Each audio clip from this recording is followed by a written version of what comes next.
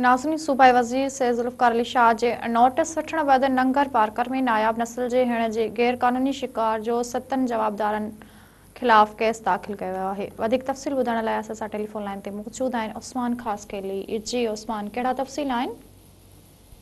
हाँ जी बिल्कुल, नंगर पार्कर में नायाब नस्ल जे हरणनि जे गैर कानूनी शिकार बाबत जंगली जीवत खाते पारां वडी कार्रवाई कंदे 7 जवाबदारनि खिलाफ केस दाख़िल करे छॾियो आहे।